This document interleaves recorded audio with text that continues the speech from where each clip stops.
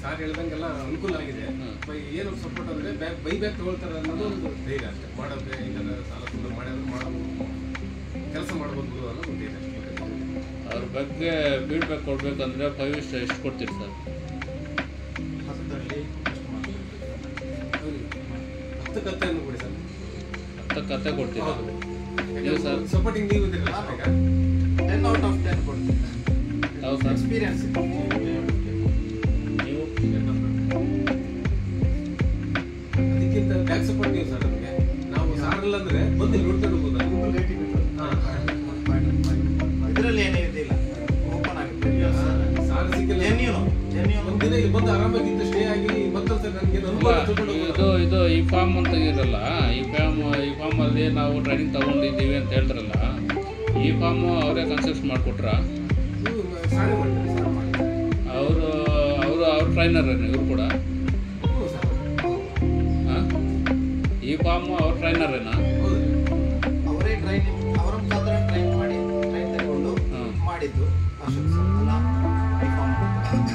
ಅದರ ಮುಖಾಂತರವಾಗಿ ಅದಕ್ಕೊಂದು ಆಗ ಮಾತಾಡ್ತಾ ಹೇಳಿದ್ರಲ್ಲ, ಒಂದು ಸಮಸ್ಯೆ ಆಯಿತು. ಸಮಸ್ಯೆ ಆಗುವಾಗ ನಾನು ಇಲ್ಲಿ ಹತ್ತಿರದಲ್ಲಿರುವಾಗ ನಾನು ಬರುವುದಕ್ಕಿಂತ ಮುಂಚೆ ಅವರು ಬಂದು ಇಲ್ಲಿ ತಲುಪ್ತಾ ಇದ್ರು. ಬಹುಶಃ ಆ ಒಂದು ಬ್ಯಾಕಪ್ ಇದೆಯಲ್ಲ. ಎಷ್ಟು ದಿವಸಕ್ಕೆ ಒಂದ್ಸಲ ಟ್ರೈನಿಂಗ್ ಕೊಡ್ತಿರ್ತಾರೆ ಸರ್? ತಿಂಗಳಿಗೆ ಒಂದ್ಸಲ ಆಗುತ್ತೆ ಬ್ಯಾಚಸ್. ಅಡ್ಜಸ್ಟ್ಮೆಂಟ್ ಅಲ್ಲಿ ಏನಾದರೂ ಆಚೀಚ ಆದರೆ 2 ತಿಂಗಳಿಗೊಮ್ಮೆ ಟ್ರೈನಿಂಗ್ ನಡೀತದೆ. ಆದರೆ ಟ್ರೈನಿಂಗೇ ಇಂಪಾರ್ಟೆಂಟ್ ಅಲ್ಲ. ಎಜುಕೇಟೆಡ್ ಮಾಡುವಾಗ ಅಷ್ಟು ಮೋರ್ ದ್ಯಾನ್ 10 ಎಷ್ಟು ಮ್ಯಾಕ್ಸಿಮಮ್ ಬರುತ್ತೆ ಅಂತ ಅಡ್ವರ್ಟೈಸ್ಮೆಂಟ್ ಕೊಟ್ಟು ಅದನ್ನು ಮಾಡಬೇಕಾಗಿತ್ತು. ಅದನ್ನು ಮಾಡ್ತಾ ಇಲ್ಲ ನನ್ನ ಮಾತುಗಳಲ್ಲಿ. ಮ್ಯಾಕ್ಸಿಮಮ್ 5 to 6 ಮೆಂಬರ್ಸ್ ಅಂತ ಹೇಳಿದ್ರೆ ಪ್ರತಿಯೊಬ್ಬರಿಗೆ ಮ್ಯಾಕ್ಸಿಮಮ್ ಟೈಮ್ ಸಿಗಬೇಕು. ಯಾರು ಟ್ರೈನಿಂಗ್ ತಗೊಳ್ತಾ ಇದ್ದಾನೆ ಅವನಿಗೆ ಮಾತಾಡಲಿಕ್ಕೆ ಮ್ಯಾಕ್ಸಿಮಮ್ ಟೈಮು ನಾನು ಕೊಡುವಾಗೆ ಆಗಬೇಕು ಟ್ರೈನಿಂಗಲ್ಲಿ ಅನ್ನುವಂಥದ್ದು ಅವರ ಆಶೆ ಇದೆ. ಅದು ಅತ್ಯುತ್ತಮವಾಗಿದೆ. ಯಾಕಂತ ಹೇಳಿದ್ರೆ 30-40 ಜನರನ್ನು ಇಲ್ಲೊಂದು ನೀವೇ ಒಂದು ಸೆಟ್ ಮಾಡಿಕೊಡೋದು, ಅದರ ಮೂಲಕ ಎಲ್ಲ ವ್ಯವಸ್ಥೆ ಮಾಡೋದು, ಊಟದ್ದೆಲ್ಲ ನಿಮಗೆ ಒಂದು ಕಾಂಟ್ರಾಕ್ಟ್, ನಿಮಗೆ ಒಂದಷ್ಟು ಹಣ, ಅದಕ್ಕೆಲ್ಲ ಮಾಡ್ಬೋದು. ಅದಕ್ಕೆಲ್ಲ ಹೋಗ್ತಾ ಇಲ್ಲ. ನಿಧಾನವಾಗಿ ಮಾಡ್ತಾ ಇದ್ದಾರೆ. ಮಾಡಿಕೊಂಡು ಫಾರ್ಮ್ಗಳನ್ನು ಕೂಡ ಅಷ್ಟೇ, ಯಾರು ಬಂದು ನಾಳೆ ಮಾಡ್ತೇನೆ ಅಂತ ಹೇಳಿದ್ರು ಇಲ್ಲ, ನಾನು ಅದನ್ನು ಆ ಕಂಡೀಷನ್ ನೋಡ್ತೇನೆ, ಆ ಪರಿಸರ, ಆ ವೆದರ್ ಎಲ್ಲವನ್ನು ಸ್ಟಡಿ ಮಾಡಿ ಆಗತ್ತಾ ಇಲ್ವ ಅಂತ ನೋಡಿ.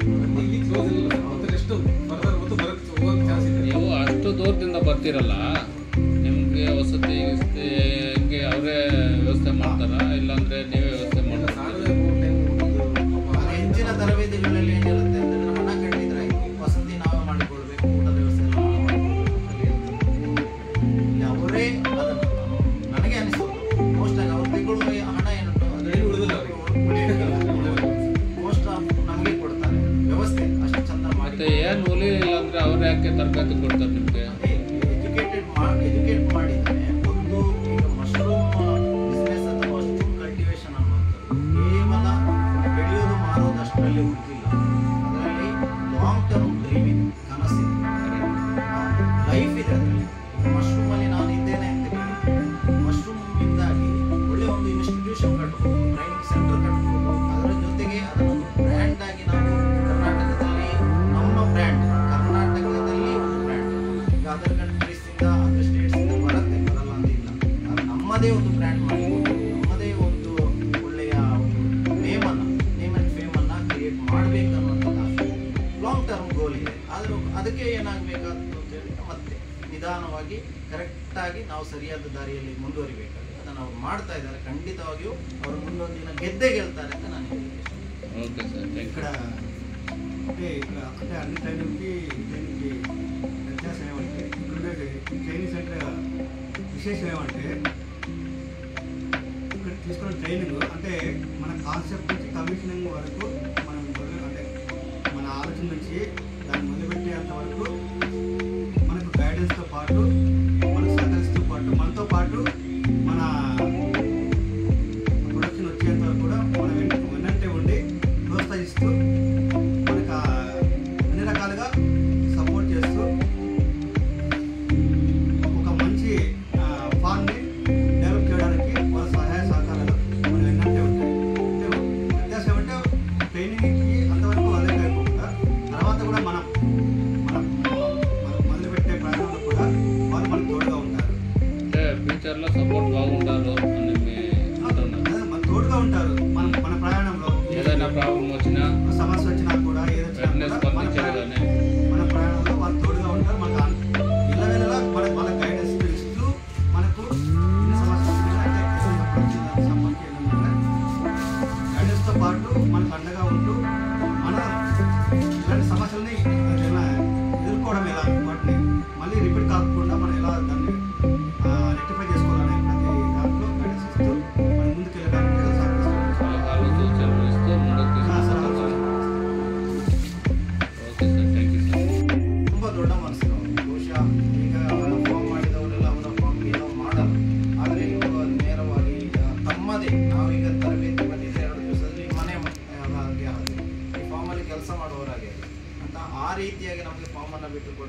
ಪ್ರತಿಯೊಂದನ್ನು ಕೂಡ ಕಲಿಸಿಕೊಡ್ತಾ ಇದ್ದಾರೆ. ಏನೇ ಡೌಟ್ಸ್ಗಳಿದ್ರು ಕೂಡ. ಮತ್ತು ಮುಂದೆ ಏಕಾಏಕಿಯಾದ ಬಿಸ್ನೆಸ್ಗೆ ಹಿಡಿದು ಏನೋ ತೊಂದರೆ ಮಾಡಿಕೊಡೋದಲ್ಲ, ನಮ್ಮೊಟ್ಟಿಗೆ ಒಂದು ಟೀಮ್ ಆಗಿ ಸಂಪರ್ಕದಲ್ಲಿ ಇದ್ದುಕೊಂಡು ಇನ್ನಷ್ಟು ಕಲೀಲಿಕ್ಕೆ ಇದೆ. ನಾವುಗಳು ಇದ್ದುಕೊಂಡು ನಾವು ಫ್ಯೂಚರಲ್ಲಿ ಒಂದು ಒಳ್ಳೆಯದಾಗಿ ಮಿಲ್ಕಿ ಮಶ್ರೂಮ್ ಏನಿದೆ ಅವರ ತಂಡದೊಟ್ಟಿಗೆ ಹೋಗಬೇಕನ್ನೋ ಆಶಯ ನಮಗೂ ಇದೆ. ಜೊತೆಗೆ ಶಿಕ್ಷಕನಾಗಿ ಇದೆಲ್ಲ ಇದು ಒಂದು ವಿದ್ಯೆ, ನನ್ನ ಜೀವನದಲ್ಲಿ ನಾನು ಕಲಿತಂಥ ವಿದ್ಯೆ, ಅದನ್ನು ಕಲಿಯುವಂಥ ಅವಕಾಶವನ್ನು ಮಾಡಿಕೊಟ್ಟ ಪ್ರಜ್ವಲ್ ಸರ್ ಅವರಿಗೆ, ಅಶೋಕ್ ಸರ್ ಅವರಿಗೆ, ಎಲ್ಲ ತಂಡಕ್ಕೆ ಕೂಡ ಈ ಸಂಸ್ಥೆ ಇನ್ನಷ್ಟು ಬೆಳಿಬೇಕು. ಬೆಳೆದು ಮುಂದೊಂದು ದಿವಸ ಕರ್ನಾಟಕದಲ್ಲಿ ಆಲ್ ಓವರ್ ಇಂಡಿಯಾದಲ್ಲಿ the best mushroom cultivating institute ಆಗಿ ನೋಡಿ ಬರಬೇಕು ಅನ್ನೋದೇ ನನ್ನ ಆಶಯ. ಎಲ್ರಿಗೂ ಟೀಚರ್ ಕೆಲಸ ಮಾಡ್ತಿದ್ರಲ್ಲ, ಒಳ್ಳೆ ಸಂಬಳ ಬರ್ತದೆ, ಇದನ್ನ ಯಾಕೆ ಚೂಸ್ ಮಾಡ್ಕೊಂಡಿದ್ದು ಸರ್? ಅದೇ ಆಗಲೇ ಹೇಳಿದಾಗೆ ನಾನು ಸಮಗ್ರ ಕೃಷಿ ಅನ್ನುವಂಥದ್ದು, ಕೃಷಿ ಆಧಾರಿತ ಬಿಸ್ನೆಸ್ ಅನ್ನುವಂಥ ಮುಂದಿನ ಸ್ಕೋಪ್ ಅಂತ. ಮುಂದಿನ ಯುವಕರು IT BT ಎಲ್ಲ ದುಡಿತಾ ಇದ್ದಾರೆ, ಆದರೂ ಸ್ಯಾಟಿಸ್ಫ್ಯಾಕ್ಷನ್ ಇರಲ್ಲ. ಕೃಷಿಯಲ್ಲೇ ಇದ್ದುಕೊಂಡು ಆಧುನಿಕ ಏನೋ ತಂತ್ರಜ್ಞಾನ ಇದೆ ಅದನ್ನು ಬಳಸಿಕೊಂಡು ಹೈ ಪ್ರಾಫಿಟ್ ಗಳಿಸ್ತಕ್ಕಂಥ ಮಿಲ್ಕಿ ಮಶ್ರೂಮ್ ಕೂಡ ಅಷ್ಟೇ ಮಾರ್ಜಿನ್ 300% ಮಾರ್ಜಿನ್ ಇದರಲ್ಲಿ ಇದೆ. ಇದನ್ನು ಯುವಕರಿಗೆ ಮನದಟ್ಟಾಗಲ್ಲ. ನಾನು ಮಾಡ್ತಾ ಇರೋದೇನೋ ಚಿಕ್ಕ ಕೆಲಸ, ನಾನು ಕೃಷಿ ಮಾಡಿದರೆ ನನ್ನನ್ನೇನೋ ಡೌನ್ ಮಾಡ್ತಾರೆ ಅಥವಾ ನನಗೆ ವ್ಯಾಲ್ಯೂ ಇಲ್ಲ ಅಂತ ಅಂದ್ಕೊಳ್ತಾರೆ. ಇಲ್ಲ, ದಿಸ್ ಈಸ್ ಆಲ್ಸೋ ಸೈಂಟಿಫಿಕ್. ಇದು ಕೂಡ ಸೈಂಟಿಫಿಕ್ ಮೆಥಡಲ್ಲೇ ಸರ್ ಅವರು BSc ಅಗ್ರಿಕಲ್ಚರ್ ಮಾಡಿಕೊಂಡು ತುಂಬ ಅದೇ ಒಳ್ಳೆ ಕಂಪನಿ ಜಾಬ್ಗೆಲ್ಲ ಹೋಗ್ಬೋದಾಗಿತ್ತು. ಆದರೆ ನಮ್ಮ ಏನು ಭಾರತ ದೇಶದ ಬೆನ್ನೆಲುಬು ಬಂದಿದೆ ಕೃಷಿ ಫಾರ್ಮ್, ಅದನ್ನು ಉಳಿಸ್ತಕ್ಕಂಥ ಕೆಲಸಕ್ಕೆ ಹೋಗ್ತಾ ಇದ್ದೀವಿ. ಇಂಥ ಯುವಕರು ಬರಬೇಕು.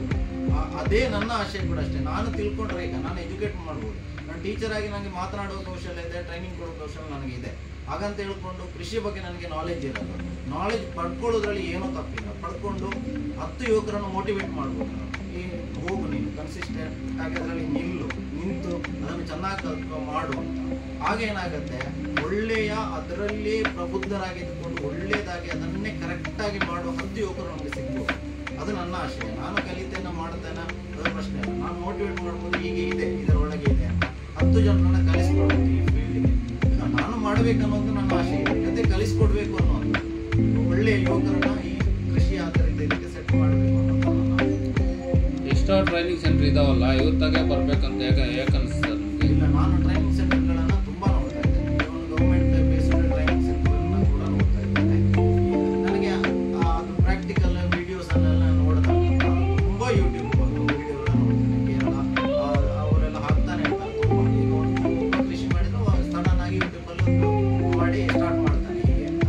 ಆದರೆ ಈಗ ಪ್ರಾಕ್ಟಿಕಲ್ ಆಗಿ ಮತ್ತೆ ಥಿಯರಿ ಪ್ರಾಕ್ಟಿಕಲ್ ಎಲ್ಲವನ್ನ ಕೂಡ ಇದ್ದಂಥದ್ದು ಇರಬೇಕು. ನಾನು ಅದಕ್ಕೆ ಇಲ್ಲಿಗೆ ಸ್ಟಿಕ್ ಆನ್ ಆಗಿದೆ, ಇಲ್ಲಿಗೆ ಬರಬೇಕು. ಇಲ್ಲಿದ್ರೆ ನನಗೆ 2 ಮುಂಚೆನೆ ಯಾವುದಾದ್ರು ನಡೆಯಿದೆ, ಅಲ್ಲಿ ಇದೆ, ಎಲ್ಲ ತಿಳ್ಕೊಂಡಿದ್ದೆ, ಎಲ್ಲ ನನಗೆ ಗೊತ್ತಿದೆ.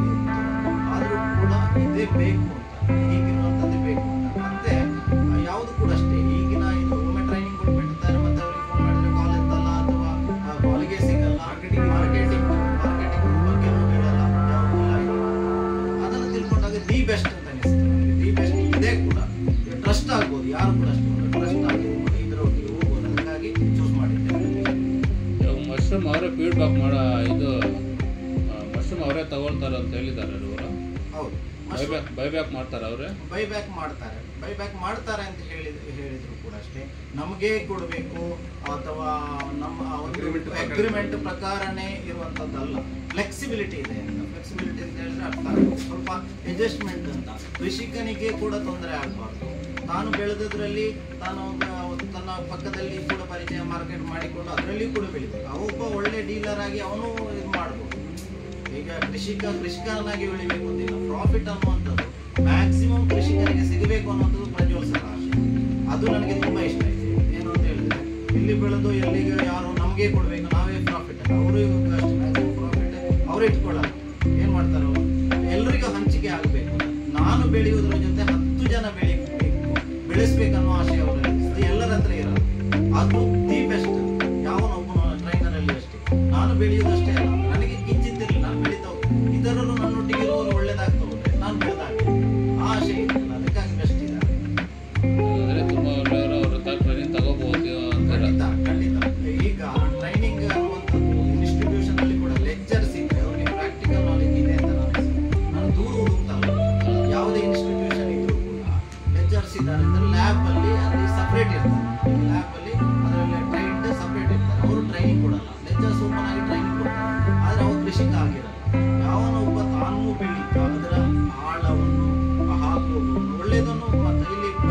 ಪಾಸಿಟಿವ್ ಮಾತಾಡೋದಿಲ್ಲ. ನೆಗೆಟಿವ್ಸ್ ಏನಾಗಿದೆ, ಏನು ತೊಂದರೆ ಆಗಿದೆ ಅದನ್ನು ಕೂಡ ಮ್ಯಾಕ್ಸಿಮಮ್ ಇದು ಬೇಕು ಅಂತ, ಏನು ಲಾಭ ಏನು ನಷ್ಟ.